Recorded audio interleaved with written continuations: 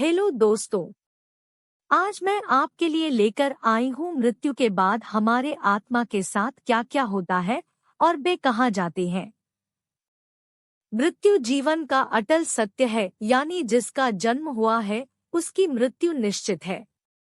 पृथ्वी पर आए हर एक जीव को इस लोक को छोड़कर जाना पड़ता है।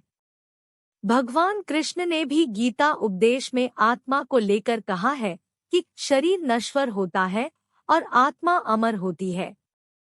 यानी मृत्यु के बाद शरीर भले ही नष्ट हो जाता है, लेकिन आत्मा जीवित रहती है। अब प्रश्न यह है कि यदि आत्मा जीवित रहती है तो मृत्यु के बाद आत्मा का क्या होता है? इसका जवाब आपको हिंदू धर्म के महत्वपूर्ण और पवित्र ग्रंथ गरुड़ पुराण में मिलेगा। गरुड़ पुराण में भगवान विष्णु के वाहन पक्षीराज गरुड़ पूछते हैं, नारायण, मृत्यु के बाद आत्मा का क्या होता है और आत्मा कितने दिनों के बाद यमलोक पहुंचती है? गरुड़ के सवाल का जवाब देते हुए भगवान विष्णु कहते हैं, मृत्यु के बाद जीवात्मा को यमलोक तक की यात्रा करने में पूरे 47 दिन लग जाते हैं। इन 47 दिनों के दौरान उसे कई तरह की यातनाओं का भी सामना करना पड़ता है।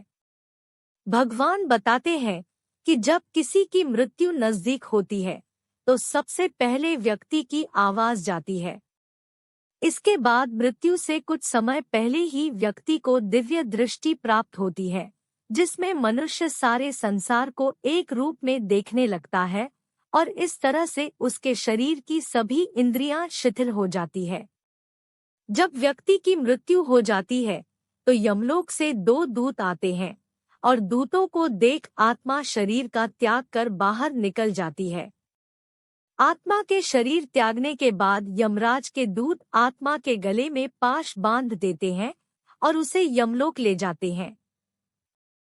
मृतक व्यक्ति ने यदि अपने जीवन में पाप कर्म किए होंगे तो यमदूत पापी आत्मा को गर्म वायु और अंधेरे रास्ते से यमलोक ले जाते हैं और मार्ग में उसे कई तरह की यातनाएं झेलनी पड़ती है। फिर उसके द्वारा किए गए जीवन काल के अच्छे और बुरे कार्य को दिखाया जाता है। इसके बाद आत्मा को आकाश मार्ग से वापस उसके घर छोड़ दिया जाता है। कहा जाता है कि मृत्यु के बाद मृतक की आत्मा अपने परिवार वालों के साथ पूरे 13 दिनों तक रहती है और मृत्यु के बाद होने वाली अंतिम क्रियाओं और रस्मों को भी देखती है। 13 दिन बाद जब आत्मा का पिंडदान, 13वीं और ब्राह्मण भोज आदि किया जाता है तो इसके बाद यमराज के यमदूत आत्मा को फिर से लेने के लिए आते हैं। इसलिए हिंदू धर्म में किसी की मृत्यु के बाद 13वीं और 10 दिनों तक पिंडदान करना जरूरी माना गया है, क्योंकि इससे आत्मा को यमलोक तक की यात्रा करने के लिए शक्ति मिलती है। लेकिन इसके बाद भी यमलोक तक की यात्रा आत्मा के लिए आसान नहीं होती है।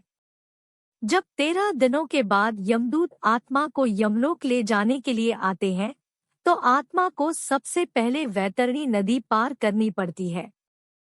इस नदी को गंगा नदी का ही रौद्र रूप माना जाता है।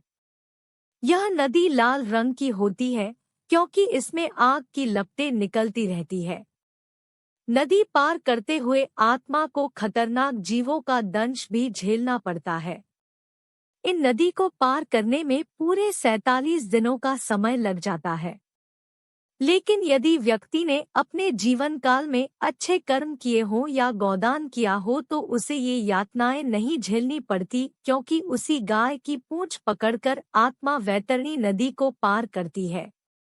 वैतरणी नदी को पार करने के बाद जब आत्मा यमलोक पहुंचती है तो यहाँ यमराज उसके कर्मों का लेखा जोखा करते हैं। इस तरह से जीवन काल में किए कर्मों के अनुसार यमराज आत्मा को स्वर्ग या नरक में भेजते हैं। इसलिए व्यक्ति को अपने जीवन में हमेशा अच्छे कर्म करने चाहिए, क्योंकि अच्छे कर्मों का फल न सिर्फ जीवन बल्कि मृत्यु के बाद भी मिलता है। मृत्यु के बाद आपके कर्म ही आपके साथ जाते हैं। ऐसे ही जानकारी के लिए हमारे चैनल को सब्सक्राइब जरूर करें। धन्यवाद।